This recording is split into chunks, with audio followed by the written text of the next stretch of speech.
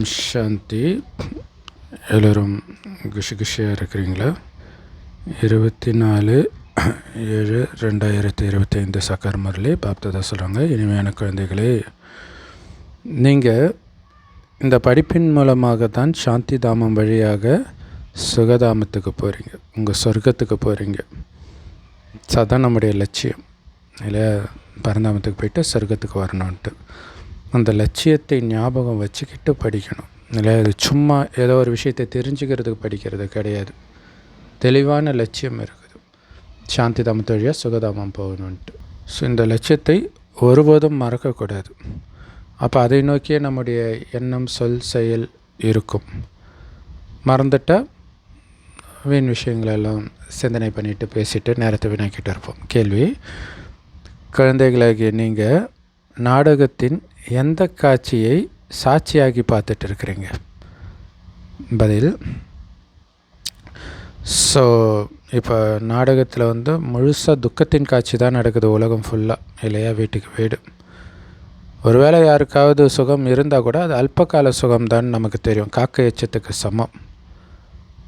மற்றபடி துக்கமே துக்கம்தான் எங்கே பார்த்தாலும்.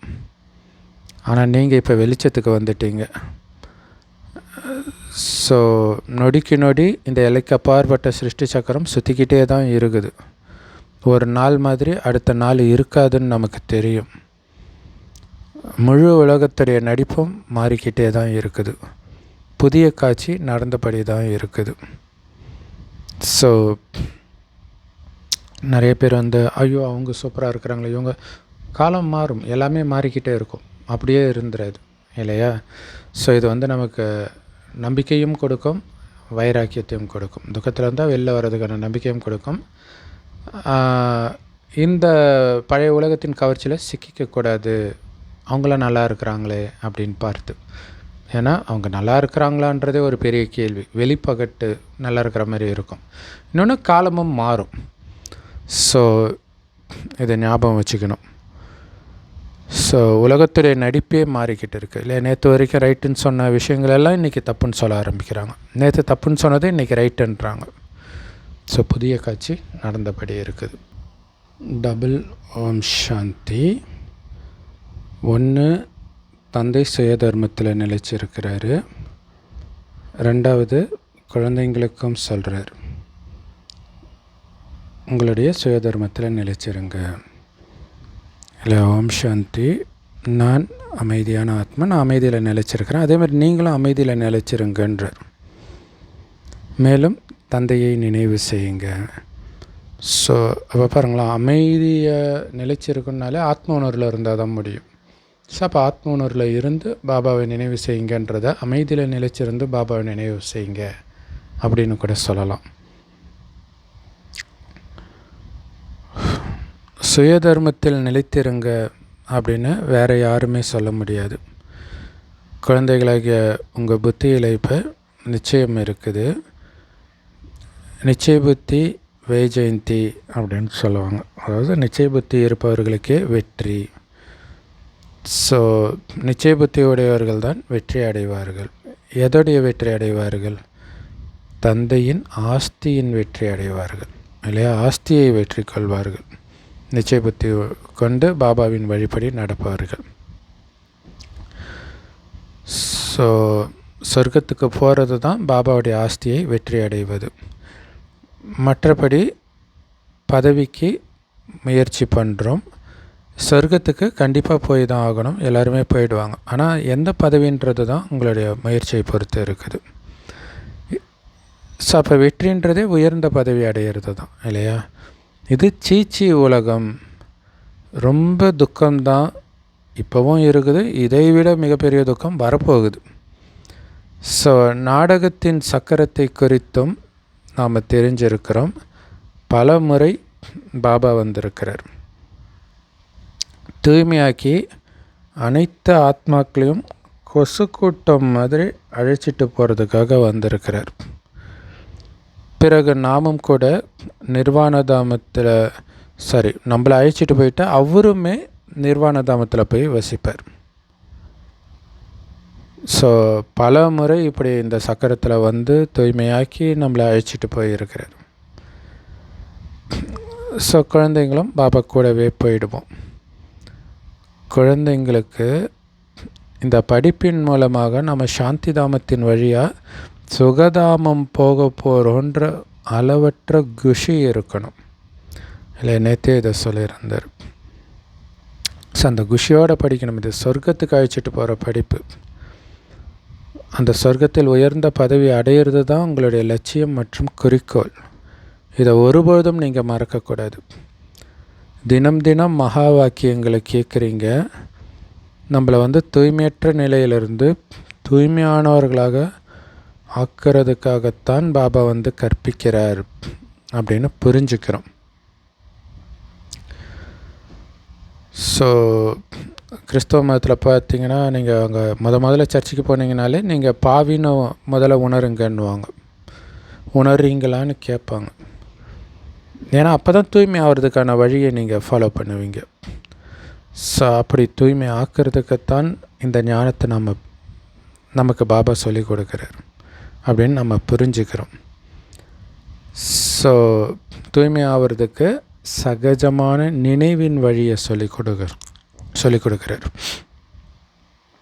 இதுவும் புது விஷயம் கிடையாது. கல்பமாக பாபா இதைத்தான் கற்றுக் கொடுத்தார் அப்படின்னு எழுதப்பட்டிருக்குது. ஆனால் கடவுள் சிவபெருமானுக்கு பதிலாக கிருஷ்ணருடைய பேரை போட்டுட்டாங்க. இந்த ஒரு தப்பாயிடுச்சு. ஸோ பாபா சொல்கிற இந்த ஞானம் கீதையை தவிர வேறு எந்த சாஸ்திரங்கள்லையுமே கிடையாது இல்லையா? என் ஒருவனை நினைவு செய்ய, அதுதான் சாரமே இல்லையா? தந்தையின் மகிமையை மாதிரி வேறு எந்த மனுஷனுக்கும் மகிமை கிடையாது. ஒருவேளை பாபா வரலன்னா சிருஷ்டி சக்கரம் சுத்தாது. உங்களை தூய்மை ஆக்கினா தானே சத்தியுகம் வர்றதுக்கு, இல்லைன்னா அவ்வளோதான், முடிஞ்சு போச்சு.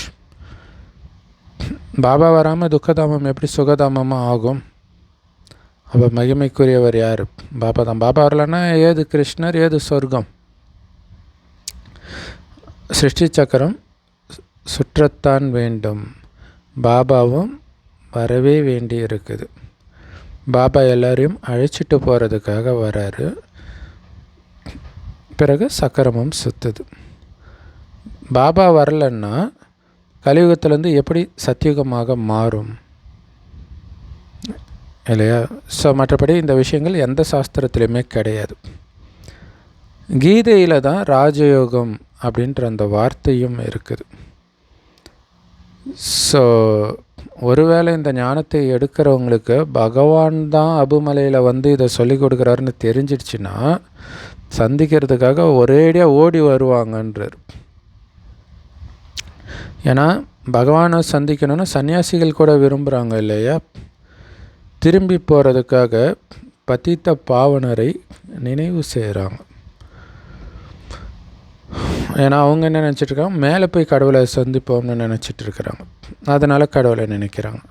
ஆனால் அவர் இங்கே நம்மளை சந்திக்கிறாரு, மேலே சுயநினைவே இருக்காது அப்படிங்கிறதெல்லாம் தெரியல அவங்களுக்கு. ஸோ இந்த விஷயத்தெல்லாம் தெரிஞ்ச நீங்கள் தான் பல கோடி மடங்கு பாக்கியசாலிகளாக ஆகிட்டு இருக்கிறீங்க. உங்கள் பாக்கியத்தை உருவாக்கிட்டு இருக்கிறீங்க பாபா நினைவில் இருந்து.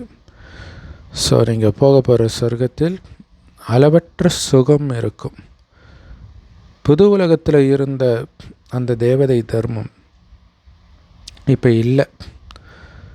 பாபா தெய்வீக ராஜ்யத்துடைய ஸ்தாபனை பண்ணுறாரு. பிரம்மா மூலம்தான் இந்த ஸ்தாபனை காரியம் நடந்துட்டு இருக்குது அப்படிங்கிறது ரொம்ப தெளிவான விஷயமாகும். ஸோ உங்களுடைய லட்சியம் குறிக்கோளே என்னது? தேவதா தர்மத்தை சார்ந்தவராக அதில் உயர்ந்த பதவியை அடையிறது தான் நம்முடைய லட்சியம். இதில் சந்தேகப்படுறதுக்கான விஷயம் என்ன இருக்குது? ஸோ போக போக கண்டிப்பாக ராஜ்யம் ஸ்தாபனை ஆகுது அப்படின்றத எல்லோருமே புரிஞ்சுக்குவாங்க. எல்லாருமே, பாபா குழந்தைங்க மட்டும் இல்லை, எல்லாருமே புரிஞ்சுக்குவாங்க. சொர்க்கத்தில் ஆதி சனாதன தேவி தேவதா தர்மம் மட்டும்தான் இருக்கும். நீங்கள் சொர்க்கத்தில் இருக்கும் பொழுது கூட இதோடைய பேர் பாரதம்னு தான் இருக்கும்.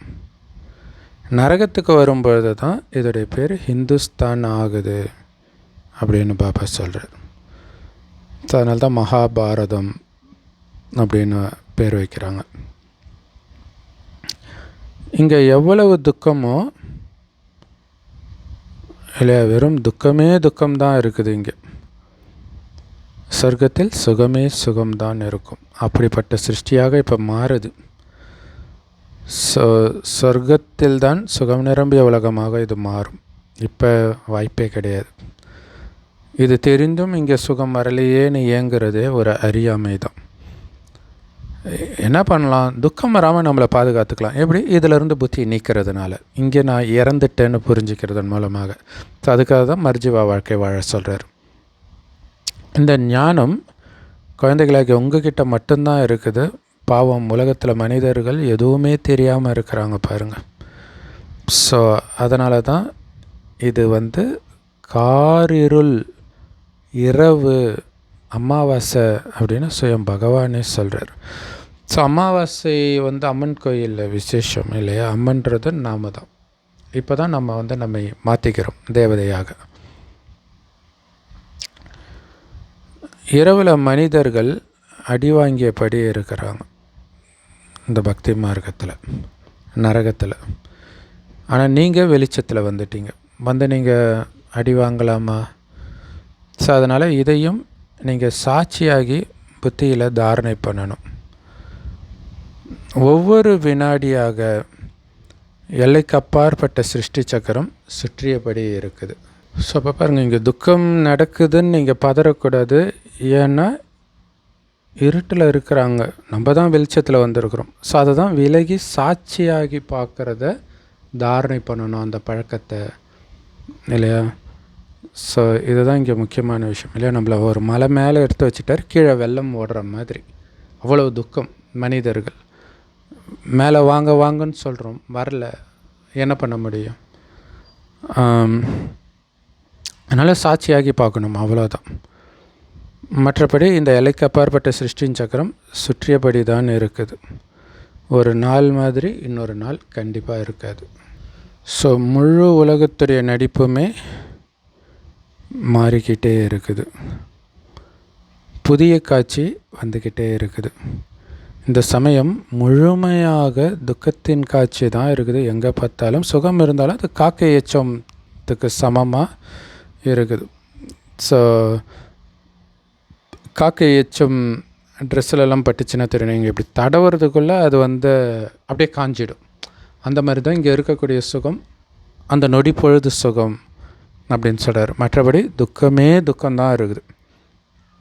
இந்த பிறவியில் ஏதோ பேரளவுக்கு வேணும்னா சுகம் இருக்கலாம், பிறகு அடுத்த பிறவியில் துக்கம் வந்துடும் இல்லையா. அந்த மாதிரி ஒரு மேபி புது ஆத்மாவாக இருக்கிறாங்கன்னா பேரளவுக்கு ஒரு சுகம் இருக்கலாம், அடுத்த பிறவிலே துக்கம் வந்துடும். இன்றைக்கி பெரிய பெரிய தலைவர்கள் அப்படியே ராஜபோகமாக வாழ்ந்தவர்களாம் அடுத்த ஜென்மத்தில் ரொம்ப கஷ்டத்தை அனுபவிப்பாங்க. இப்போ குழந்தைகளாகிய உங்கள் புத்தியில் நாம் நம்முடைய வீடாகிய பரந்தாமத்துக்கு போகிறோம் அப்படின்னு புத்தியில் இருக்குது. ஸோ அதுக்கு என்ன பண்ணணும்? தூய்மை அடையிறதுக்கான முயற்சி பண்ணணும்.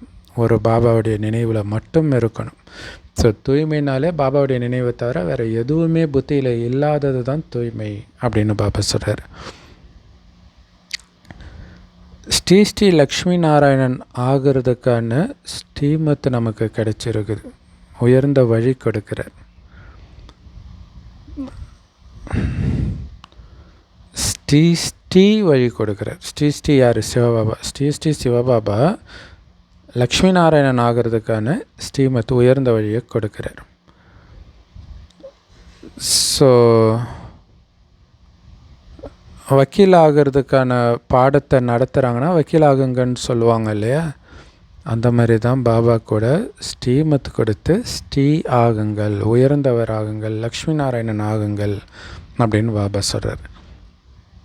அதனால் உங்களை நீங்களே கேளுங்க, எனக்குள்ளே ஏதாவது அவகுணம் இருக்குதா, எதுவும் இல்லைதானா, இல்லை ஏதாவது ஒட்டிக்கிட்டு இருக்குதா செக் பண்ணுங்க. ஸோ அஞ்ஞான மார்க்கத்தில் கூட பார்த்திங்கன்னா வீட்டில் அந்த காலை தண்ணி போட்டு கழுவும்போது சரியாக எங்கேயாவது தண்ணி படலைன்னா அதில் ஒட்டிக்கிட்டு சனீஸ்வரன் வந்துடுவான்.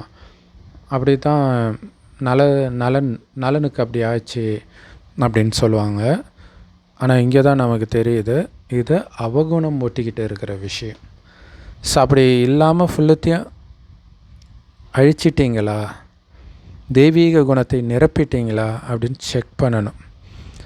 ஸோ இந்த நேரத்தில் தேவதைகள் முன்னாடி போய் எங்ககிட்ட எந்த குணமும் இல்லை, நீங்கள் தான் இரக்கம் காட்டணும்னு பாடுறாங்க.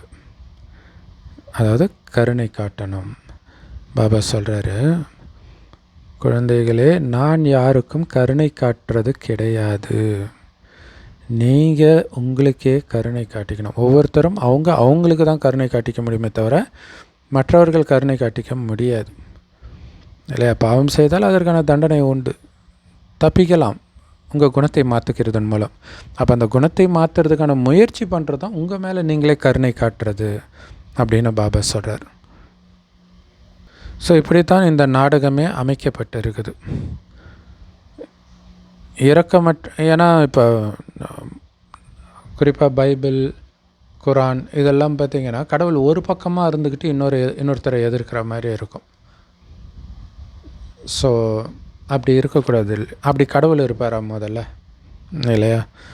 ஸோ அதான் பாபா சொல்கிறார், அப்படி நான் கருணை காட்டுறேன்னா ஏதோ வணங்குறவங்களுக்கு மட்டும் நான் கருணை காட்டுற மாதிரி ஆகிடுமே. அதெல்லாம் கிடையாது. நீங்கள் தான் கருணை உங்கள் மேலே நீங்கள் காட்டிக்கணும் அப்படின்னு பாபா சொல்கிறார். இரக்கமற்றவன் ராவணன் உங்களை துக்கத்தில் பிடிச்சி தள்ளுறான். அதுவும் நாடகத்தில் பதிவாகி இருக்குது. இதில் ராவணனுடைய குற்றம் கூட கிடையாதுன்றார். நாடகத்தில் பதிவாகி இருக்குது இல்லையா? உன்னை சொல்லி குற்றம் இல்லை, என்னை சொல்லி குற்றம் இல்லை, காலம் செய்த கோலமடி, கடவுள் செய்த குற்றமடின்னு சொல்லிட்டாங்க. அவங்களுக்கு நாடகத்தை பற்றி தெரியாது இல்லையா? அதனால் நாடகத்தின் விஷயத்தெல்லாம் கடவுள் பண்ணுறாரு அப்படி சொல்லிட்டாங்க. ஸோ பாபா வழி மட்டும்தான் காட்டுறார். ஸோ அதுதான் மகாபாரதத்தில் கிருஷ்ணர் நான் சண்டை போட மாட்டேன், வழி மட்டும்தான் அவர் அதாவது தேரை ஓட்டுறான்றாரு. தேரை எப்படி ஓட்டுறதுன்னு கற்றுக் கொடுக்குறாரு. இந்த வாழ்க்கை தேரை அவ்வளோது இந்த 5 புலன்களை எப்படி உங்கள் கட்டுப்பாட்டில் வச்சுக்கிறதுன்னு கற்றுக் கொடுக்குறார். ஸோ வழியை மட்டும்தான் நான் காண்பிக்கிறேன், இதுதான் அவருடைய கருணை. இப்படி போன்னு சொல்கிறேன். நிறைய பேர் கேட்க மாட்டாங்கன்னு எனக்கு தெரியும், கேட்குறவங்க பாக்கியசாலிகள், அவ்வளோதான். மற்றபடி இந்த ராவணராஜ்யம் மறுபடியும் நடக்கும். நாடகம் அனாதியானது. ராவணன் மேலே கூட குற்றம் கிடையாது, மனிதர்கள் மேலேயும் குற்றம் கிடையாது. சக்கரம் சுற்றத்தான் வேண்டும். ராவணனிடமிருந்து விடுவிக்கிறதுக்காக பாபா யுக்திகள் சொன்னபடி இருக்கிறார். தினம் தினம் சொல்கிறார், தப்பிச்சிடுங்கன்ட்டு அதுக்கான வழி சொல்கிறார். ஸோ பாருங்கள், ராவணன் வழிப்படி நடந்து எவ்வளோ பாவாத்மாக்கள் ஆகிட்டீங்க. பழைய உலகமாக ஆயிடுச்சு. ஸோ கண்டிப்பாக புது உலகம் வரப்போகுது. ஏன்னா சக்கரம் சுத்தம் இல்லை, அப்படியே நிற்காது இல்லை. சத்தியுகம் மீண்டும் வரும். இப்போ சங்கம யுகத்தில் இருக்கிறோம். மகாபாரத சண்டை எல்லாமே இந்த நேரத்தின் விஷயம்தான். விநாச காலத்தில் விபரீத புத்தின்னுவாங்க இல்லையா? ஸோ விபரீத புத்தி கொண்டவர்கள் அழிந்து போவார்கள். விபரீத புத்தின்னா பாபா மீது அன்பற்ற புத்தி. ஸோ அப்போ அது அழிவை தேடி அவங்க போகிறாங்கன்னு அர்த்தம். அவங்களுக்கு விநாசகாலம் நெருங்கிடுச்சு அப்படின்னு அர்த்தம். ஸோ இப்போ ஒட்டுமொத்த உலகத்துக்கும் விநாசகாலம் நெருங்கிடுச்சு. ஸோ அதனால் கண்டிப்பாக அன்பற்ற புத்தியுடையவர்களாகத்தான் இருப்பார்கள். இது நடக்கவே வேண்டி இருக்குது அப்படிங்கிறார். நம்ம ஏதோ புண்ணியம் பண்ணிட்டோம், பாபா பிடிச்சிட்டோம். மற்றவங்கக்கிட்ட சொன்னாலும் இதை புரிஞ்சிக்கக்கூடிய சக்தி இல்லாதவர்களாக இருக்கிறாங்க. ஸோ நாம் விஜயந்தி அடையிறோம், அதாவது சொர்க்கத்தின் எஜமானராகிறோம், வெற்றியாளராகிறோம். எதனால்? நிச்சய புத்தி இருக்கிறதுனால. நிச்சய புத்தி விஜயந்தி விநாசகால விபரீத புத்தி. ஸோ ரெண்டும் ஞாபகம் வச்சுக்கணும். நம்ம நிச்சய புத்தி உடையவராக இருக்கணுமே தவிர சந்தேக புத்தி உடையவராக வந்து அன்பற்றவராக மாறி மனம் போன போக்கில் போனீங்கன்னா அழிஞ்சு போயிடுவோம் அப்படிங்கிறத புரிஞ்சுக்கணும். ஸோ மற்றவர்களும் இங்கே இருக்க போகிறதே கிடையாது. 2500 வருஷத்துக்கு காலி பண்ணிவிடுவாங்க உலகத்தை. நம்ம மட்டும்தான், நம்ம ராஜ்யம் மட்டும்தான் நடக்கும். ஸோ தூய்மை அடையாமல் தேவதை ஆக முடியாது இல்லையா? அதுவும் புரிஞ்சுக்கிறோம். இப்போ தூய்மை ஆகிறதுக்காகத்தான் பாபா கிட்டேருந்து உயர்ந்த ஸ்ரீமத் கிடைக்கிது, உயர்வான தேவதை ஆகிறதுக்காக. ஸோ இந்த மாதிரி ஒரு வழி பிறகு ஒருபொழுதும் கிடைக்கவே முடியாது. அடுத்த 5000 வருஷத்துக்கும் இது கிடைக்கவே கிடைக்காது. பாபா வந்தால் தான், மறுபடியும் அடுத்த கல்பத்தில் வர்ற வரைக்கும் இப்படிப்பட்ட ஒரு உயர்ந்த வழி கிடைக்கவே போகிறதில்லைன்னா இது என்ன மாதிரி வழி யோசிச்சு பாருங்கள். ஸோ ஸ்ரீமத் கொடுக்கறதுக்கான அவருடைய பாகம் கூட இந்த சங்கமயுகத்தில் தான் நடக்குது. இப்போ தான் அந்த வழியை கொடுக்கிறார். நம்மளை உயர்ந்தவர் ஆக்கிறதுக்கான வழியை இந்த சங்கமயுகத்தில் தான் கொடுக்கிறார். வேறு யாருக்குள்ளேயும் இந்த ஞானமே கிடையாதே வந்து கொடுக்கறதுக்கு. மற்ற அனைவரும் உருவாக்குனது பக்தி தான். அது இயேசு சொன்னாலும் சரி, நபி சொன்னாலும் சரி, புத்தர் சொல்லியிருந்தாலும் சரி, சங்கராச்சாரியர் சொல்லியிருந்தாலும் சரி, அவங்க வாயிலிருந்து வந்தது அனைத்தும் பக்தியே. அது ஞானம் கிடையாது. ஆத்மாவிற்கான ஆன்மீக ஞானத்தை ஞானக்கடல் பரமாத்மா தான் கொடுக்க முடியும். ஏன்னா அவருடைய மகிமை தான் ஞானக்கடல், சுகக்கடல். இதெல்லாம் பாபா முயற்சி செய்கிறதுக்கான யுக்தி கொடுத்துக்கிட்டே இருக்கிறார். குழந்தைகளே, இப்போ தோத்துட்டிங்கன்னா கல்பத்துக்கும் தோல்வி அடைவீர்கள், நிறைய அடி விழும். இந்த சிந்தனை உங்கள் புத்தியில், இந்த எச்சரிக்கை இருந்துக்கிட்டே இருக்கணுன்றார் இல்லையா? இப்போ தோத்துட்டா ஒவ்வொரு கல்பத்துலையும் தோற்றுடுவீங்க. அதே மாதிரி இப்போ தோற்றிங்கன்னா அடுத்தடுத்து நீங்கள் தோற்றுக்கிட்டே இருப்பீங்க. இப்போவே சொல்கிறேன், அதுலேயும் கவனம் கொடுக்கணும். ஒரு தடவை கூட நான் ஃபெயில் ஆகக்கூடாது. ஏன்னா ஒரு ஆத்திரக்காரனுக்கு புத்தி மட்டுன்னுவாங்க இல்லையா? அந்த ஒரு டென்ஷன் ஆகிடுச்சுன்னா நிறைய பாவக்காரியம் செய்ய ஆரம்பிச்சிடுவாங்க. காரணம், ஒரு தப்பு பண்ணியிருப்பாங்க. அது அவங்களுடைய நிம்மதியை கெடுத்துடும். அது மறுபடியும் நிறைய தப்பு பண்ண வச்சிடும். ஸோ அதனால் ரொம்ப ரொம்ப ரொம்ப எச்சரிக்கையாக இருக்கணும். ஒரு தப்பு பல தப்பு செய்ய வச்சிடும்.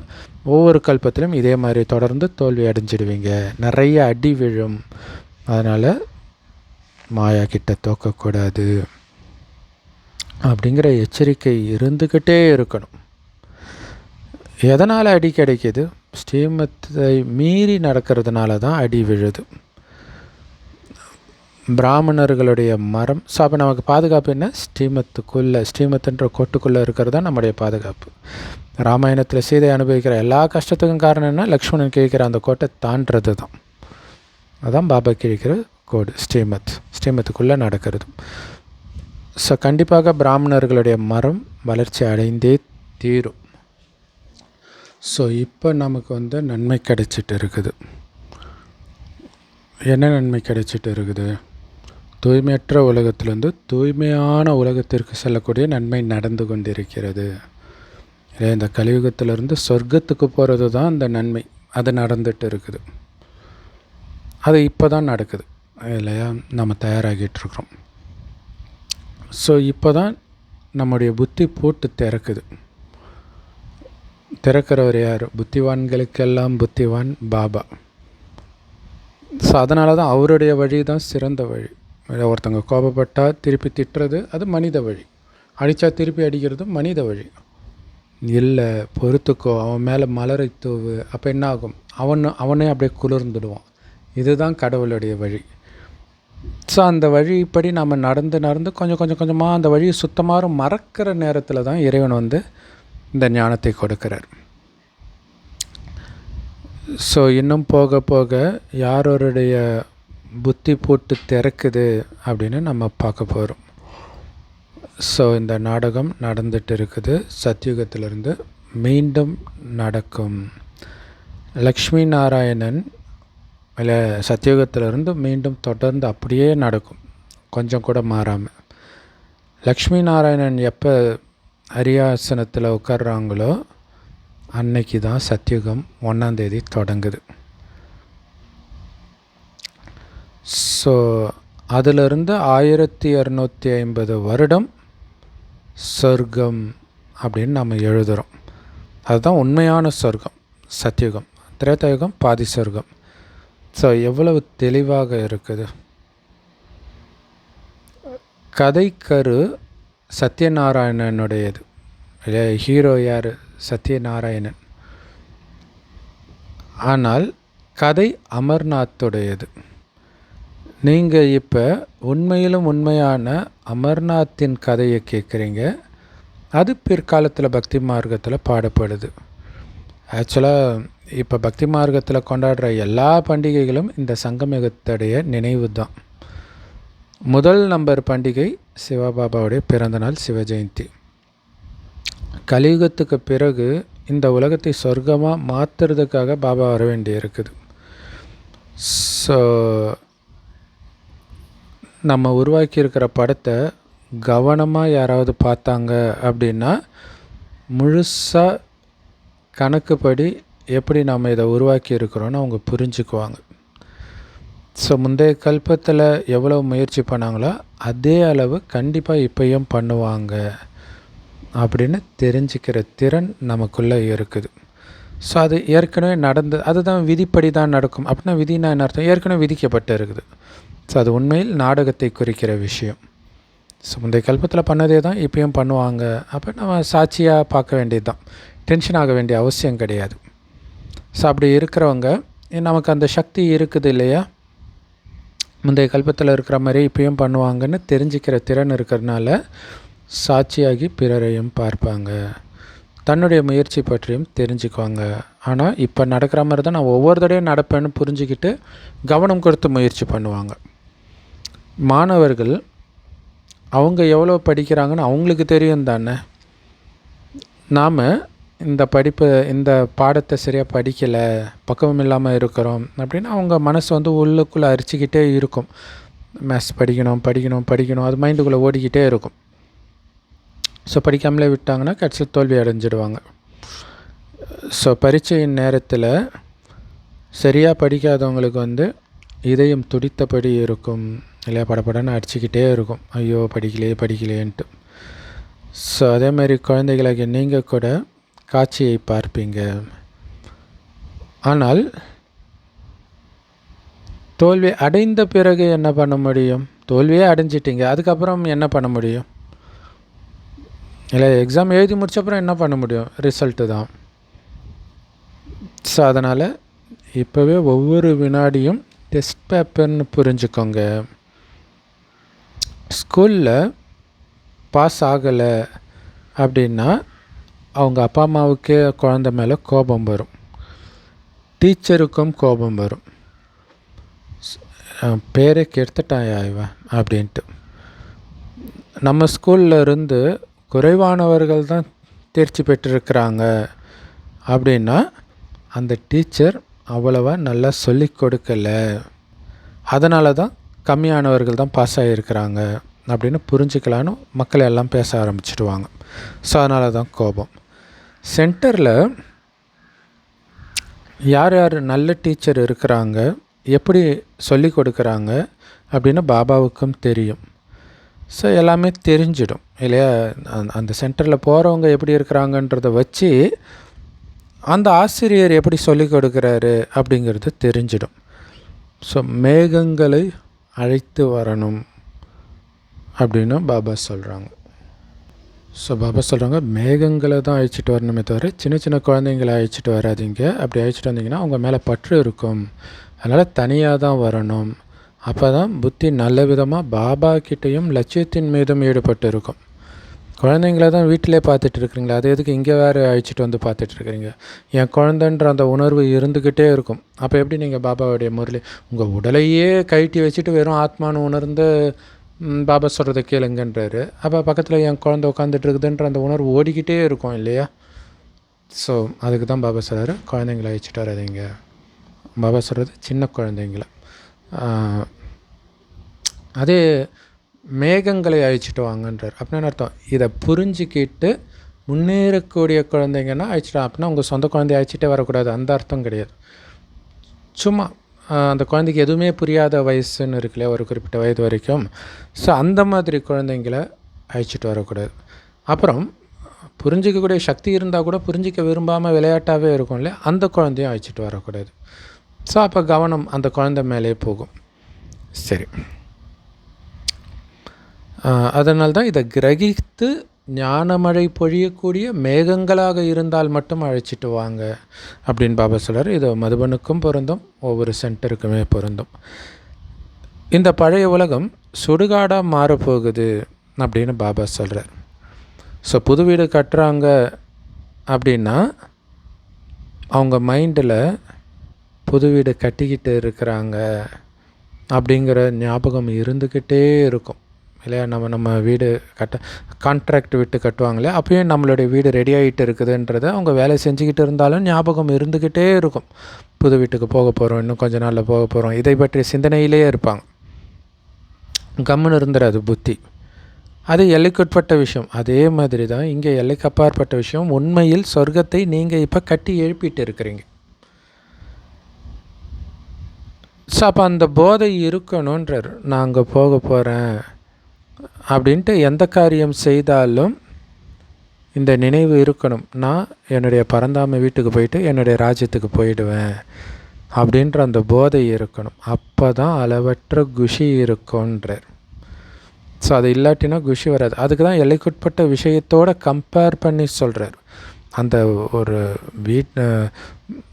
அழியக்கூடிய வீடு போகிறதுக்கே அவ்வளோ சந்தோஷம். இங்கே சொர்க்கத்துக்கே போகிறீங்க, எங்கே போனாலும் துக்கமே இருக்காது. புது வீடு கட்டுறாங்கன்னா பெரும்பாலும் கடன் வாங்கி தான் கட்டியிருப்பாங்க, அதுவே ஒரு துக்கம்தான். ஆனால் அதுக்கே அவங்களுக்கு சந்தோஷத்தை கொடுக்குதுன்னா சொர்க்கத்தில் முழுக்க முழுக்க உங்களுடையதாக இருக்க போது. வானும் மண்ணுக்கு முன்னே அதிபதியாக படைத்தேன்ட்டு பைபிளில் இருக்கும். ஸோ அந்த மாதிரி உலகத்தில் ஜாலியாக பறந்து திரிஞ்சிட்டு இருக்க போகிறோன்னா எவ்வளோ சந்தோஷம் இருக்கணும். அந்த சிந்தனை பண்ணிக்கிட்டே இருந்தால்தான் அந்த சந்தோஷம் இருக்குன்றார். குழந்தைகளே, உங்கள் குழந்தைகளை நீங்கள் பார்த்துக்கத்தான் செய்யணும். ஆனால் புத்தி பாபா கிட்ட தான் இருக்கணும் இல்லையா. ஒரு ஆயா மாதிரி இல்லை, வீட்டில் ஒரு வேலைக்காரது குழந்தைய பார்த்துக்கிறதுக்கு ஒரு ஆயா நியமனம் பண்ணுறாங்கன்னா அவங்க குழந்தைய பார்த்துக்குவாங்க, ஆனால் பற்று இருக்காது. அந்த மாதிரி உங்களுடைய பற்றெல்லாம் பாபா கிட்ட இருக்கணும். நினைவு செய்யலைன்னா பிறகு தூய்மையாக அடைய முடியாது. ஸோ அது எப்படி சொர்க்கத்தை நினைத்தால் அந்த போதை வரும் அப்படிங்கிறதுக்கான ஒரு யுக்தி. ஹரிச்சந்திரன் கதை பார்க்கலன்னா நீங்கள் அந்த சீரியல்லாம் பாருங்கள். ஏன்னா சீரியலாக பார்க்கும்போது கண்ணு முன்னாடி பார்க்கும்போது நல்லா இருக்குது ஸ்டோரியாக கேட்குறதை விட. அதில் என்னென்னா ஹரிச்சந்திரன் ராஜா மகன் மீது அவருக்கு பற்று வந்துடும். ஏதோ ஒரு யாகம் வளர்க்கும்போது மகனை அந்த யாகத்தில் போடணும்ன்ட்டு முனிவர் கேட்பார். எனக்கு மகன் இல்லைன்றவர். அப்போ மகன் பிறந்த பிறகு நீ கொடுத்துடணும் அப்படின்வாங்க. சரி, இப்போ கொடுக்கணும்னு தெரிஞ்சதுனாலே மகனை மறைச்சி வளர்ப்பார். ஸோ நிறைய பாபா குழந்தைங்க அந்த மாதிரி தன்னுடைய குழந்தைங்களே சென்டருக்கு அழைச்சிட்டு வராததுக்கு இது ஒரு காரணம். வளர்ந்த குழந்தைங்களே, நல்லா வளர்ந்த குழந்தைங்களே அழைச்சிட்டு வர மாட்டாங்க. ஏன்னா கல்யாணம் பண்ண மாட்டேன்னு சொல்லிட்டா என்ன பண்ணுறது இப்படி. ஸோ அதுவும் ஒரு ரகசியம். சரி, இப்போ இந்த பற்று வந்துடுது, குழந்தைய மறைச்சி வளர்க்குறாங்க. ஒரு நாள் தெரிஞ்சிடுது. முனிவர் கோபப்படும்போது அவர் என்ன சொல்கிறார், என் மகனுக்கு பதில் நான் எதை வேணாலும் கொடுக்குறேன், சரி நீ எல்லாத்தையும் கொடு, உன் ராஜ்யத்தையே கொடு அப்படிங்கிற. அந்த மாதிரி நம்ம பற்றுனால அனைத்தையும் இழக்கிறோம். இதுதான் இங்கே முக்கியமான விஷயம் இல்லையா. அதாவது சத்தியுகத்திலேருந்து நீங்கள் அப்படியே வரும்போது இந்த காலச்சக்கரத்தில் துவாபர யுகத்தில் ஸ்லைட்டாக பற்றெல்லாம் எட்டி பார்க்குது இல்லையா. எந்த அளவுக்கு பற்று வருதோ அந்த அளவுக்கு அனைத்தையும் நாம் இழக்கிறோம். இப்போ லவ் பண்ணாலும் அப்படி தானே. லவ் பண்ணும்போது என்ன பண்ணுறாங்க, அந்த லவ்வருக்காக தன்னுடைய அப்பா அம்மா குடும்பம் சொத்து எல்லாத்தையும் உதறி தள்ளிட்டு வராங்க. அங்கே என்ன நடக்குது, அந்த பற்றுனால அனைத்தையும் அவங்க இழக்கிறாங்க. ஸோ இப்படித்தான் அனைத்தையும் இழந்துட்டு அவர் வெட்டியானா ஆயிடுறாரு கடைசியில். அவங்க மனைவி வேறு ஒருத்தருக்கு அடிமையாக இருக்கிறாங்க. ஸோ அதுக்கப்புறம் கடைசியில் அவங்க பையன் இறந்து அவரே புதைக்கிற வழி வரும்போது அப்போ அவருக்கு அந்த பற்று போயிடுது. அப்போ தான் அவருக்கு மீண்டும் இழந்த அத்தனையும் கிடைக்கிது. நம்மளுடைய கதை தான் அது. இப்போ அந்த பற்றை நீக்க வைக்கிறார். நீங்கிடுச்சுன்னா இழந்த அத்தனையும் நமக்கு கிடைக்குது. அப்போ சொர்க்கத்தில் நம்முடைய அப்பா அம்மா, இப்போ இருக்கிற அப்பா அம்மா, அந்த அப்பா அம்மாவுக்கிட்ட கூட இவங்க நெருங்க முடியாது. அழகு எல்லாம் செல்வம் எல்லாம் இருக்கும், மெயினாக குணம் இல்லையா? அதேமாரி இங்கே இருக்கிற கணவன் மனைவி, இங்கே இருக்கக்கூடிய குழந்தை, உடன் பிறந்தவர்கள், நண்பர்கள், அவங்களோட கம்பேரே பண்ண முடியாது, அவ்வளோ பக்காவாக இருப்பாங்க. இப்போ அவங்களாம் எங்கேயோ இந்த மாதிரி கஷ்டப்பட்டுட்ருப்பாங்க. எப்படி ஹரிச்சந்திரன் மனைவி யாருக்கோ அடிமையாக இருக்கிறாங்க இல்லையா? அது வேறு பிறவியில் நடக்கிறது, கதையில் ஒரே பிறவியில் நடக்கிற மாதிரி காட்டுறாங்க. இப்போ எங்கேயோ இருப்பாங்க, அவர்களை நான் சந்திக்க போகிறேன், அந்த போதை உங்களுக்கு இருக்கணும். அங்கே புது வீடு மட்டும்தான் கட்டுறாங்க, எல்லைக்குட்பட்ட வீடு. இங்கே உலகத்தையும் கட்டுறாங்க, அந்த உலகத்தின் உறவுகளும் ரெடியாகி வருது, எங்கெங்கே இருந்தோ வருது. அதை பற்றிய சிந்தனை. அங்கே என்னுடைய அப்பா அம்மா இப்போ எங்கே இருப்பாங்க, எவ்வளோ கஷ்டப்பட்டுட்டு இருப்பாங்க, என்னென்ன டெஸ்ட் பேப்பரெல்லாம் கடந்துட்டு இருப்பாங்க, என்னுடைய மனைவி இப்போ எங்கே இருப்பா, என்னுடைய கணவன் எங்கே இருப்பான். இதன் மூலம் என்ன ஆகுனா, இங்கே இருக்கக்கூடிய அந்த கணவன் மனைவி அப்பா அம்மா மேலே உள்ள பற்று போகும். ஸோ அதை நினச்சி பார்த்துக்கிட்டே இருக்கணும். இது ஒன்று. அடுத்தது, அங்கே அவ்வளோ ஆனந்தமாக இருக்க போகிறோம், அதையும் நினச்சி பார்க்கணும். அங்கே நீங்கள் எப்படியெல்லாம் நினைக்கிறீங்களோ அந்த மாதிரி மனைவி அங்கே தான் இருப்பாங்க, அந்த மாதிரி கணவன் அங்கே தான் இருப்பாங்க, அந்த மாதிரி குழந்தைகள் அங்கே தான் இருப்பாங்க. ஸோ அதெல்லாம் நினைக்கிறது தான் சொர்க்கத்தை நினைக்கிறது. ஸோ அந்த மாதிரி அதை நினைக்க இங்கே இருக்கக்கூடிய பற்று போகும். பற்று போக வைக்கணும், அதுதான் மெயின் இல்லையா? ஸோ அதுக்கு தான் பாபா சொல்றார், இங்கே இருக்கக்கூடிய குழந்தை குடும்பத்தை பார்த்தாலும் உங்கள் புத்தி அங்கே ஈடுபட்டு இருக்கணும். ஸோ அங்கன்றது பாபான்னு ப்ராக்கெட்டில் கொடுத்துருக்குறாங்க, ஆனால் சொர்க்கம் இல்லையா? புது வீட்டை பற்றி பேசிகிட்டு இருக்காரு. ஸோ சொர்க்கத்தை தான் சொல்கிறார். ஸோ பாபாவே நினைக்கணும், பாபா நினைக்கிறதுனால தான் அங்கே போகிறோம். பட் மெயினாக சொர்க்கத்தை நினைவு பண்ணிக்கிட்டே இருக்கணும். அந்த போதை எப்படா அங்கே போகணும்னு இருக்கணும்.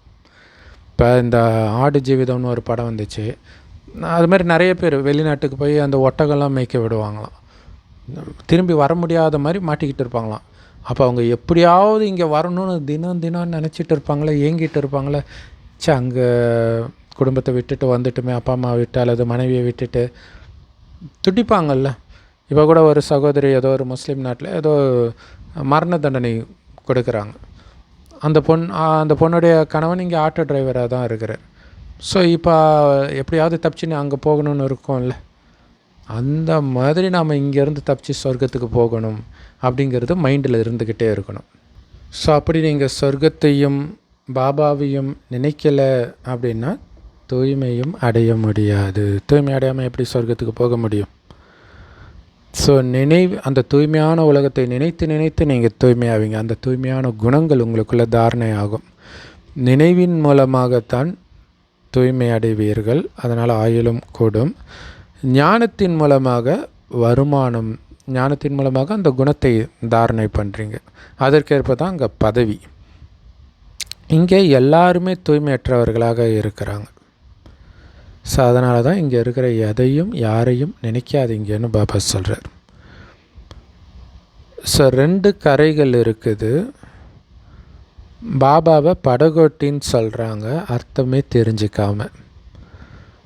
ஒரு கரையில் சுகதாமம், இன்னொரு கரையில் துக்கதாமம். துக்கதாமத்துலேருந்து சுகதாமத்துக்கு அழைச்சிட்டு போகக்கூடிய படகோட்டி பாபா அப்படின்னு நமக்கு இப்போ தெரியுது.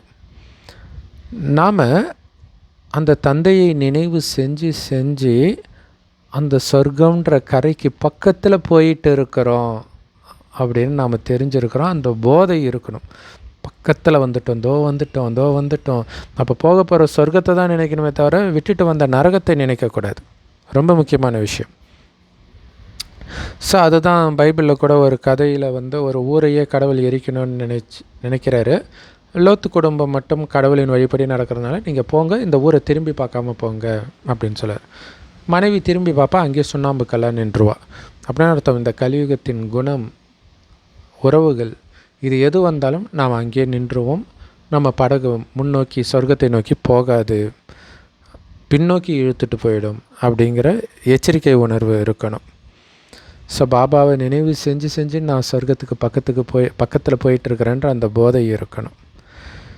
ஸோ அப்போ படகோட்டின்ற பேரை அர்த்தத்தோடு தான் வச்சுருக்கிறாங்க பக்தி மார்க்கத்தில் கூட.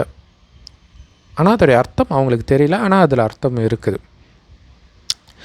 ஸோ எல்லாருமே என்னுடைய வாழ்க்கை படகை அக்கறைக்கு அழைச்சிட்டு போய் இறைவான்னு பாடுறாங்க, மகிமை செய்கிறாங்க. சத்தியுகத்தில் யாராவது இப்படி சொல்லுவாங்களா? கலியுகத்தில் தான் இப்படி கூப்பிடுறாங்க. ஸோ எதுவுமே புரியாதவர்கள் இங்கே வரக்கூடாது அப்படின்னு நீங்கள் புரிஞ்சுக்கிறீங்க. ஏன்னா இல்லையா, இந்த ஞானம் புரிந்தால்தான் மதுபனுக்கே அழைச்சிட்டு போகணும் அப்படின்னு பாபா தடை விதிச்சிருக்கிறார். மற்றவங்களை அழைச்சிட்டு வராதிங்க, கடவுளே வராரு, ஏனோ தானோன்னு இருந்தால் அந்த மாதிரி குழந்தைய பார்க்குறதுக்கு பாபா இருக்கிறார். ஸோ நிச்சய புத்தி இல்லைன்னா ஒருபோதும் அழைத்து வரக்கூடாது. கடவுள் சொல்கிறாரு, நான் நம்பலை அப்படின்னாலே ஓகே.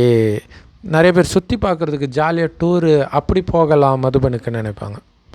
ஏதாவது ஒரு யுக்தியாக ரீசன் சொல்லி, ஐயோ டிக்கெட்டு கிடைக்கல அப்படி இப்படின்னு சொல்லி யுக்தியாக நிறைய பேர் அது மாதிரி பண்ணுவாங்க சென்டரில். ஸோ அப்படி பண்ணணும். நிச்சயம் இல்லாட்டினா ஒருபோதும் அழைத்து வரக்கூடாது. அழைச்சிட்டு வந்தவங்க மேலே பாவம் வந்துடும்ன்றார். ஏன்னா இங்கே கடவுளே வந்தாலும் அவங்க புரிஞ்சிக்க போகிறதில்ல. எதுக்கு அவங்க பார்க்கணும்? அதுக்கு பதிலாக அந்த பாவனையாக இருக்கிற ஒருத்தர் அழைச்சிட்டு வரலாம்ல. ஸோ முதல்ல 7 நாள் கோர்ஸ் கற்றுக் கொடுங்க. சிலருக்கு 2 நாள்லேயே நிச்சய புத்தி வந்துடும், அம்பு தச்சிடும். அதுக்கப்புறம் பாபாவை விட மாட்டாங்க. அந்த 2வது நாள் இருக்கும்போது, ஐயோ நான் பாபா முரளி கேட்கணும், ப்ளீஸ் விடுங்க, எனக்கு போதை இருக்குன்னு கெஞ்ச ஆரம்பிச்சிடுவாங்க. அந்த ஏக்கம் இருக்கும். நாங்கள் மேலும் 7 நாட்கள் கற்போம், விடமாட்டோம்னு சொல்லுவாங்க. ஸோ அப்போ புரிஞ்சிக்கலாம், இவங்க இந்த குலத்தை சார்ந்தவர்கள் அப்படின்னு உங்களுக்கு டக்குன்னு தெரிஞ்சிடும். கூர்மையான புத்தியுடையவர்கள் பாபாவை அலட்சியப்படுத்த மாட்டாங்க. நல்லது. ஒருவேளை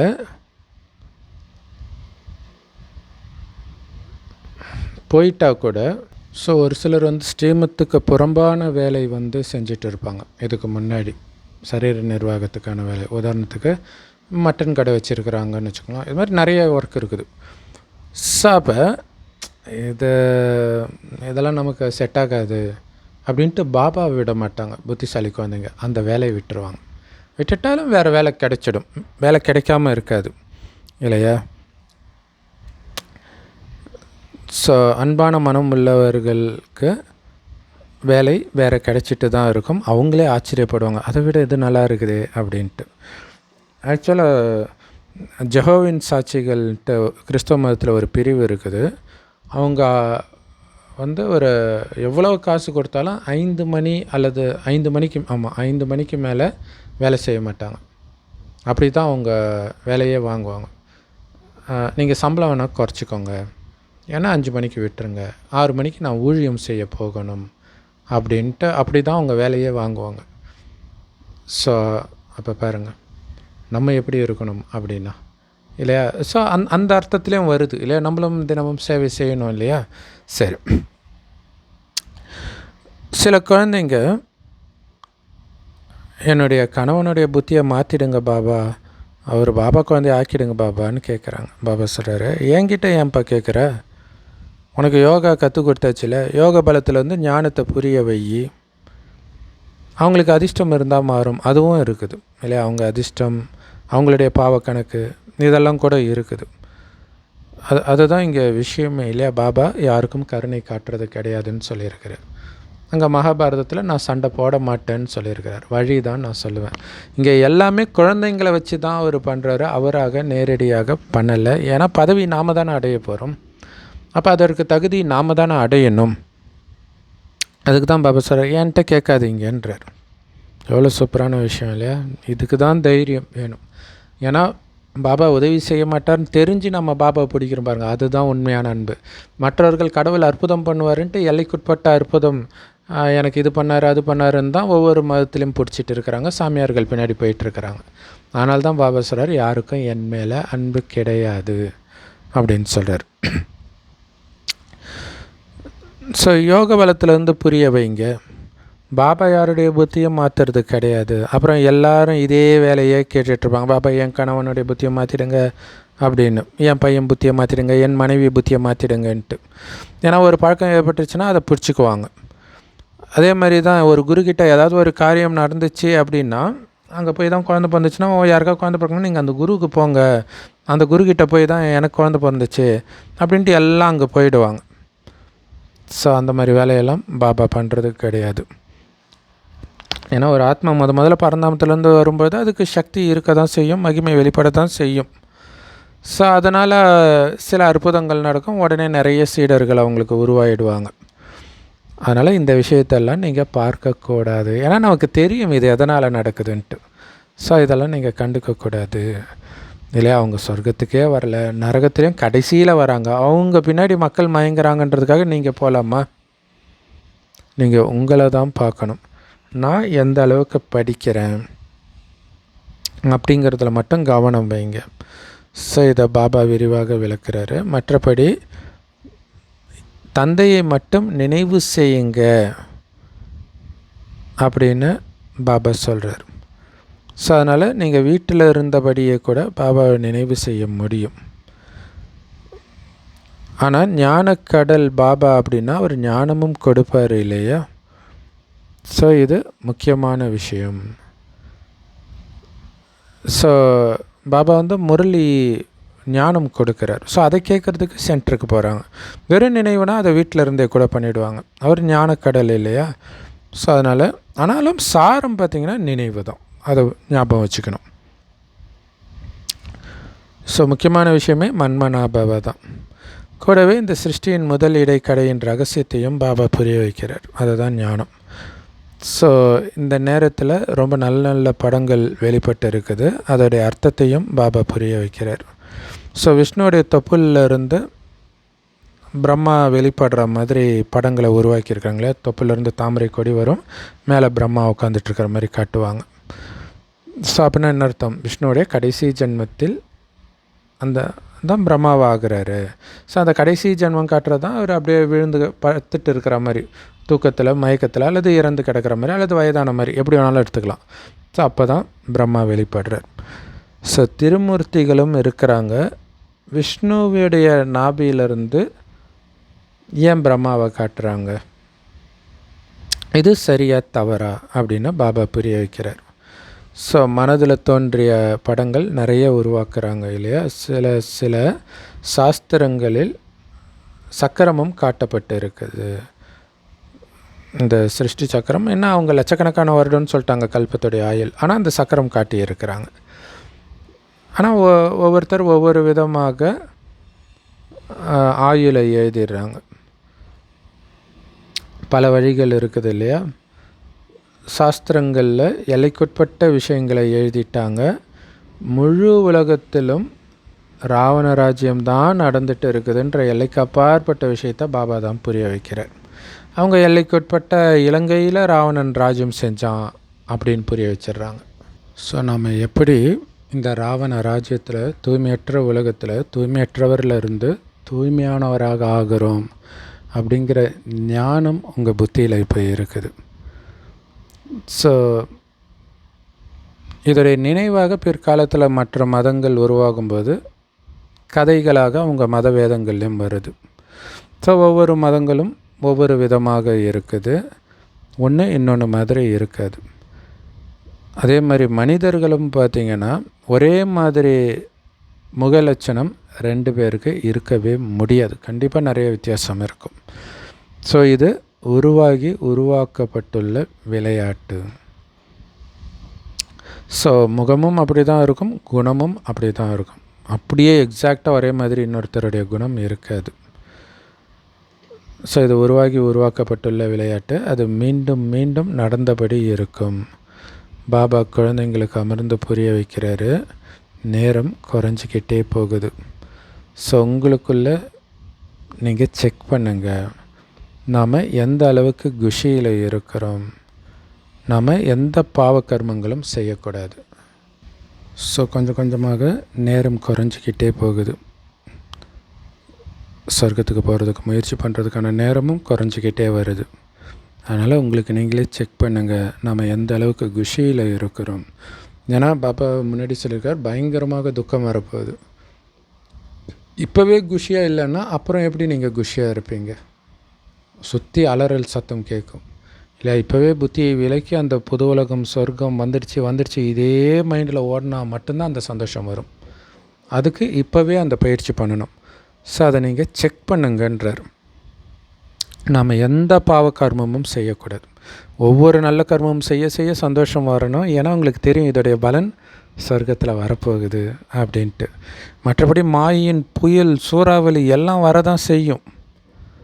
ஆனால் பாபா என்ன சார், குழந்தை நீ உள்நோக்கு முகத்தில் என்னுடைய குணம் மாறாமல் இருக்குதா, அந்த தெய்வீக குணன்ற ஜோதி அணையாமல் இருக்குதான்னு உள்நோக்கு முகமாகி செக் பண்ணிக்கிட்டே இரு. உன்னோட சார்ட்டு எழுதிக்கிட்டே இரு. அப்போ என்னென்ன தப்பு செய்கிற அப்படிங்கிறத உன்னால் உணர முடியும். ஏன் பாபா நினைவு இல்லை, மெயினாக ஏன் குஷி இல்லை, இந்த மனநிலைக்கு மெயினாக சார்ட் வைக்கணும். குஷியாக இருந்தோமா 1 மணி நேரம், அல்லது துக்கமாக இருந்தோமா, ஏன் துக்கமாக இருந்தோம், என்ன காரணம், பாபாவை நினைக்கலன்றது மெயின் காரணம். இது இல்லாமல் எதை நினைத்தீர்களோ அது அடுத்த காரணம். ஸோ இதை சார்ட்டு வைங்க. உள்நோக்கு முகம் இல்லையா, பாபா ஆனந்தமாக இருக்கிறதுக்கான அற்புதமான ஒரு ரகசியத்தை சொல்லியிருக்கிறார், சிதம்பர ரகசியம். அதையெல்லவா மனம் அசை போட்டுட்டு இருக்கணும். ஸோ யோக பலத்தின் மூலமாக உங்களை மன்னிச்சிக்கிறதுன்றது இதுதான்றார் இல்லையா. அந்த நினைவு சொர்க்கத்தை பற்றி நினைக்க நினைக்க ஆனந்தம் வருது இல்லையா, அதுதான் உங்களை நீங்களே மன்னிச்சிக்கிறது. மற்றபடி பாபா எதுவும் மன்னிக்கிறது கிடையாது. நாடகத்தில் மன்னிப்புன்ற வார்த்தையே கிடையாதுன்றார் இல்லையா. நீங்கள் உங்களுடைய முயற்சியை செய்யணும். ஏன்னா மன்னிப்புன்ற ஒரு வார்த்தை வந்துடுச்சுன்னா கர்மத்தின் விதி வேலை செய்யாமல் போயிடுமே.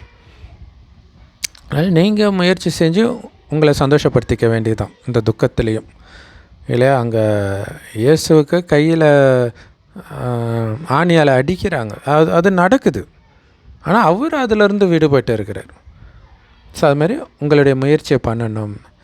ஸோ பாவங்களுக்கான தண்டனைகளை மனிதர்கள் தாங்களே அனுபவிச்சுட்டு தான் இருக்கிறாங்க. இங்கே மன்னிப்பின் விஷயம் கிடையாது. அப்படி இருந்துச்சுன்னா பாலஸ்தீன், உக்ரைன் இங்கெல்லாம் மன்னிச்சு விட்டுருப்பாரு கடவுள். இதிலருந்தே கடவுள் மன்னிக்கிறது இல்லைன்னு தெரியுது. ஸோ எல்லா விஷயத்திலும் நீங்கள் தான் முயற்சி பண்ணணும் அப்படின்னு பாபா சொல்கிறாரு. பாபா குழந்தைங்களுக்கு யுக்தி சொல்கிறார், எப்போவுமே சந்தோஷமாக இருக்கிறது எப்படின்ட்டு. பழைய ராவணனுடைய தேசத்தில் வந்து தூய்மையற்ற எங்களை தூய்மையாக்குங்கன்னு தானே என்னை கூப்பிட்டீங்க. ஆனால் மனிதர்கள் அதை புரிஞ்சிக்கிறது கிடையாது. பாவம் அசுர சம்பிரதாயத்தினர் இல்லையா. ஆனால் நீங்கள் பிராமண சம்பிரதாயத்தினர், தெய்வீக சம்பிரதாயத்தினராக ஆகிட்டு இருக்கிறீங்க. ஸோ அதற்காக வரிசைக்கிரமமாக முயற்சியும் பண்ணுறீங்க. ஸோ அப்படி முயற்சி பண்ணலை அப்படின்னா அவங்க அதிர்ஷ்டத்தில் அவ்வளோதான் இருக்குதுன்னு புரிஞ்சிக்க வேண்டியது தான். ஸோ தன்னுடைய நேரத்தை வீணாக்கிட்டு இருக்கிறாங்க. பல பிறவிகளுக்கும் கல்பத்திற்கும் உயர்ந்த பதவி அடைய முடியாமல் போயிடும் நேரத்தை வீணாக்குறீங்க முயற்சி பண்ணலை அப்படின்னா. ஸோ அப்படி உங்களுக்கு நீங்களே நஷ்டத்தை ஏற்படுத்திக்கக்கூடாது. ஏன்னா இப்போ சேமிக்கிற நேரம், ஆனால் நீங்கள் நஷ்டத்தை ஏற்றிக்கிட்டு இருக்கிறீங்க லாபத்தை ஏற்றுறதுக்கு பதிலாக. ஸோ ராவண ராஜ்யத்தில் எவ்வளோ நஷ்டம் ஏற்படுது. அதனால் ரொம்ப ரொம்ப எச்சரிக்கையாக இருக்கணும். நல்லது. ஸோ அற்புதமான முரளி கொடுத்த அன்பான தாய் தந்தை பாப்தாதாவுக்கு அன்பு நினைவுகள் மற்றும் காலை வணக்கம். பாபா சொல்கிறாங்க, உள்நோக்கு முகமுடையவராகி உங்களை நீங்கள் செக் பண்ணிக்கிட்டே இருக்கணும், ஏதாவது பாவம் செய்கிறேனா அப்படின்ட்டு. அப்படி செஞ்சீங்க அப்படின்னா யோக பலத்தின் மூலமாக மன்னிக்கணும், அந்த பாவத்தை அழிக்கணும், அதிலிருந்து விடுபடணும். அதற்கான முயற்சி நீங்கள் தான் பண்ணணும். பாபா கிட்டேருந்து கிடைக்கிற வழியில் முழுசாக நடந்து உங்கள் மீது நீங்களே இரக்கம் காட்டணும். பாபா இரக்கம் காட்ட மாட்டார். ஸோ சாட்சியாகி பிறருடைய முயற்சியை பார்க்கணும். முந்தைய கல்பத்தில் நடந்த மாதிரி நடந்துக்கிறாங்க அப்படின்ற உணர்வில். அதே நேரத்தில் நீங்கள் உங்களுடைய முயற்சியை கல்பத்திற்கு உயர்ந்ததாக பண்ணணும்னா இப்போ கவனம் கொடுக்கணும். ஒருபோதும் உங்களுக்கு நீங்களே நஷ்டத்தை ஏற்படுத்திக்கக்கூடாது. வரதானம். உலக நன்மைக்கான விருப்பத்தின் மூலமாக ஒவ்வொரு ஆத்மாவின் பாதுகாப்பிற்கான திட்டத்தை உருவாக்கக்கூடிய உண்மையான கருணை உள்ளம் கொண்டவர் ஆகுங்கள். ஸோ இதுதான் சுப பாவனை, சுப விருப்பம்னு சொல்கிறது. உலக நன்மைக்கான விருப்பம் அல்லது ஒவ்வொரு ஆத்மாவுக்கான விருப்பம். ஸோ அதன் மூலமாக அந்த ஆத்மாவை எப்படி பாதுகாப்பாக வச்சுக்கிறதுன்ற பிளான் பண்ணுங்க அப்படின்னு சொல்கிறார். ஸோ பிளான் பண்ணக்கூடிய கருணை நிரம்பியவர் ஆகுங்கள். விளக்கம். இந்த காலகட்டம் எப்படி இருக்குதுன்னா, நிறைய ஆத்மாக்கள் தனக்குத்தானே தீங்கு இழைச்சிக்கிறாங்க. ஸோ அதற்கான காரியங்களை செஞ்சிட்டு இருக்கிறாங்க. அவர்களுக்காக நீங்கள் கருணை உள்ளம் கொண்டவராகி ஏதாவது திட்டமிடுங்கள். என்ன திட்டமிடுறது? ஸோ எந்த ஒரு ஆத்மாவுடைய நடிப்பை பார்த்தும் நீங்கள் டிஸ்டர்ப் ஆகிடக்கூடாது. ஸோ அதுக்கு தான் நாடகப்படி அவங்க நடிப்பு இப்படி இருக்குது அப்படின்னு பார்க்குறோம். ஆனால் அதுக்கு பதிலாக அந்த காரியத்தில் இருந்து அந்த ஆத்மாவை எப்படி பாதுகாக்கிறதுன்னு யோசிங்க. ஸோ இதெல்லாம் நடக்க தான் செய்யும், மரம்னா உதிர தான் செய்யும், நாடகத்தில் அவங்க நடிப்பு இப்படி தான் இருக்குது அப்படின்னு விட்டுறவும் கூடாது. இல்லை, நாடகத்தில் இருக்கிற மாதிரி நடிக்கிறாங்க, அது ஓகே. ஆனால் அதை கண்டும் காணாமல் போயிடக்கூடாது. அப்போ என்ன பண்ணணும்? அந்த தடைகளுக்கு முடிவு கட்டுங்கள். விஸ்வ கல்யாணக்காரி ஆகுங்கள், விக்ன விநாசக்காகுங்கள். ஸோ இப்படியெல்லாம் உங்களுக்கு பட்டம் கிடைச்சிருக்குதுல்ல, விஸ்வ கல்யாண்காரி, விக்ன விநாயகர், விக்ன விநாசக், அதாவது தடைகளை வென்றவர், உலகத்துக்கு நன்மை செய்பவர், இப்படியெல்லாம் உங்களுக்கு பட்டங்கள் கொடுத்துருக்கிறாங்க இல்லையா பாபா. ஸோ அதன் அனுசாரம் எண்ணத்தை உருவாக்குங்க, வார்த்தையை பயன்படுத்துங்க, செயலை பயன்படுத்துங்க. ஸோ இப்படி எண்ணம் சொல் செயலில் கருணை நிரம்பியவராகி அந்த சூழ்நிலையை மாற்றம் செய்வதற்கு உதவியாளராகுங்கள். எப்படி? எண்ணம் சொல் செயல்னால் இல்லையா, உங்களுடைய எண்ணங்கள் மூலமாக மாறும். உள்ள முரளியில் சொன்னார் இல்லையா, கணவன் மாறல என்கிட்ட கேட்காதீங்க, உங்கள் எண்ணத்தின் மூலமாக மாற்றுங்கள். இருந்தாலும் நாடகப்படி தான் மாறுவாங்க, அவங்களுடைய பாவக்கணக்கு இதெல்லாம். ஆனால் உங்களுடைய எண்ணம் அங்கே வேலை செய்யும், செய்யாமல் போகாது. அதை புரிஞ்சுக்கணும். ஸோ அதனால் அவர்கள் மாறுவதற்கு என்ன பண்ணணும்? முதல்ல எண்ணம் சுபபாவனை, அவர்களுக்குள்ளே இருக்கக்கூடிய அந்த தெய்வீக குணத்தை தோன்ற மாதிரி எவ்வளோ அற்புதமான ஆத்மா அப்படிங்கிறத எடுத்துகிட்டு வாங்க. அந்த நல்ல குணத்தை அதுக்கு தான் பார்க்க சொல்கிறார். அந்த நல்ல குணமுள்ள ஆத்மாவுக்கு இந்த கெட்ட குணம் இல்லாமல் இருந்தால் எப்படி இருக்கும்? அப்போ இந்த கெட்ட குணம் இல்லாமல் அந்த இடத்துல எந்த நல்ல குணம் வரணும்னு நீங்கள் நினைக்கிறீங்களோ அந்த குணத்தின் சொரூபமாகி பேசுங்க. அந்த ஆத்மா முன்னாடி அந்த குணத்தின் சொரூபமாகி நடந்துக்குங்க. இது கொஞ்சம் கொஞ்சமாக அந்த ஆத்மா கிரகிக்க ஆரம்பிக்கும். ஸோ இதன் மூலமாக அந்த வாயு மண்டலத்தையே மாற்றுங்க, அந்த சூழ்நிலையே மாற்றுங்க. அந்த ஆத்மா ஒரு மோசமாக வருதுன்னா அப்போ அந்த சூழ்நிலையை மாற்றி அமையுங்கள். அதுக்கு நீங்கள் உதவி செய்யுங்க. அதுக்கு தானே பாபா இந்த ஞானத்தையே கொடுக்குறார். ஸோ இதன் மூலமாக அவர்கள் தனக்குத்தானே தீங்கு இழைப்பதிலிருந்து அவர்களை நீங்கள் பாதுகாக்க முடியும் அப்படின்னு பாபா சொல்கிறார். ஸ்லோகன். ஸோ யார் தன்னுடைய புத்தியின் மீது கவனம்ன்ற காவலாளியை காவலுக்கு போட்டு வைக்கிறாரோ, எப்பையும் அது இஷ்டத்துக்கு போகக்கூடாதுன்னு காவலாளி போட்டு வைக்கிறாரோ அல்லது கண்காணிக்கிறாங்களோ அவங்க தான் கர்மயோகி ஆக முடியும். அது இஷ்டத்துக்கு கண்டது உங்கள் புத்தி கண்டது அசை போடுது அப்படின்னா எப்படி உங்கள் புத்தி பாபாவோட இணையும்? கர்மயோகியாக எப்படி இருக்க முடியும்? இல்லையா, கர்மம் செய்யும்போது கர்மத்திலும் புத்தி சிக்கக்கூடாது, வீண் எண்ணங்கள்லையும் சிக்கக்கூடாது, நேராக பாபா கிட்டே இருக்கணும்.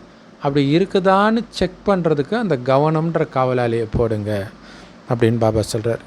அவ்யக்த இஷாரா. சங்கல்ப சக்தியை சேமிக்கிறதன் மூலம் உயர்ந்த சேவைக்கு கருவியாகுங்கள். ஸோ கடைசி நேர டெஸ்ட் பேப்பருடைய கடைசி கேள்வி என்ன தெரியுமா? கேள்வி என்ன வேணாலும் இருக்கட்டும், பதில் சொல்கிறாரு. ஒரு நொடியில் முற்றுப்புள்ளி வைக்கிறது தான் பதில். எப்போவுமே அதான் பதில் இல்லையா, இப்பயும் சரி கடைசியிலையும் சரி. ஏன்னா இதன் அடிப்படையில் தான் உங்களுக்கு ரேங்க் அங்கே போடப்படும். ஃபஸ்ட் ரேங்க்கா, செகண்ட் ரேங்க்கா. ஸோ ஒரு நொடியில் முற்றுப்புள்ளி வச்சுட்டிங்கன்னா சூப்பர், ஒரு நொடிக்கு மேலே போயிடுச்சுன்னா தோல்வி அடைஞ்சிடுவீங்கன்ற. ஸோ அப்படி முற்றுப்புள்ளி வைக்கிறதுக்கு என்ன பண்ணோம்? பாபா நான் மூணாவது யாரும் கிடையாது, எதுவும் கிடையாது, எதுவும் மைண்டில் வரக்கூடாது. எல்லாம் கரெக்டாக இருக்குது, நானும் பாபா சொர்க்கத்துக்கு போயிட்டுருக்குறோம், இதே தான் மைண்டில் இருக்கணும். பயங்கரமான பயிற்சி அது. ஸோ அதனால் அந்த நேரத்தில் இல்லை நான் இதை பண்ணுவேன், இதை பார்த்துக்குவேன், இது நடந்தால் நல்லாயிருக்கும், இது நடந்துச்சா, ஏன் இது நடக்கலை, இந்த மாதிரி எண்ணமே வரக்கூடாது, ஏமாற்றிடும். இந்த மாதிரி எண்ணம் தான் இப்போவும் நம்மளை ஏமாத்துது இல்லையா? ஸோ இது ஏன் நடந்துச்சு, என்ன நடந்துச்சு, அப்படி ஏதாவது எண்ணம் வந்துச்சுன்னா கடைசி டெஸ்ட் பேப்பரில் ஃபெயில் ஆகிடுவீங்க அப்படின்னு மிகப்பெரிய எச்சரிக்கையோடு பாபா முடிக்கிறார். என்னதான் நடக்கட்டும் நடக்கட்டுமே அப்படின்னு சொல்கிறாங்க இல்லையா. தலைவன் இருக்கிறான் கலங்காது, முடிஞ்சு போச்சு. அவர் அமைதியாக இருக்கார், நம்மளும் அமைதியாக இருக்கணும். சொர்க்கத்தில் தான் நீங்கள் நினச்ச மாதிரி நடக்கும். ஸோ அந்த சொர்க்கத்தை நான் உருவாக்கிட்டு இருக்கிறேன், அந்த சொர்க்கத்துக்கு போயிட்டுருக்கேன். என்னுடைய ராஜாங்கம் அங்கே சொல்லுங்களா. எல்லாருக்கும் உள்ளூரில் அவங்கவுங்க ஊர் தான் அங்கங்கே ராஜாவாக இருக்க முடியும், வேறு ஊரில் அவங்களுக்கு மரியாதை இருக்காதுன்னுவாங்க. ஸோ அந்த மாதிரி நம்ம ஊர் சொர்க்கம் இது கிடையாது. ஸோ அதையும் புரிஞ்சுக்கணும். ஸோ அந்த ஊருக்கு போயிட்டு இருக்கிறன்ற அந்த போதையில் டக்கு டக்குன்னு முற்றுப்புள்ளி. போகிற வழியில் யாராவது வந்தாங்கன்னா ஞானத்தை அப்படி தெளிச்சிட்டு போகிறோம், அவ்வளோதான். ஸோ செம்ம பவர்ஃபுல் முரளி, வரதானம், ஸ்லோகன், அவிக்தேஸ்வரா எல்லாமே செம்ம பவர்ஃபுல். ஸோ கேட்டுக்கிட்டு இருக்கும்போதே பாஸ் பண்ணி முக்கியமான பாயிண்ட்டை எழுதி வைங்க, அதை திரும்ப திரும்ப ஆசைப்படுங்க, அல்லது திரும்ப இந்த முரளியும் கேளுங்க. ஸோ நிறைய யுக்திகள் இருக்குது தாரணை பண்ணுறதுக்கு. ஓம் சாந்தி. Love you Bap Dada. Thank you Bap Dada. குஷியாக இருங்க, குளிர்ச்சியாக இருங்க.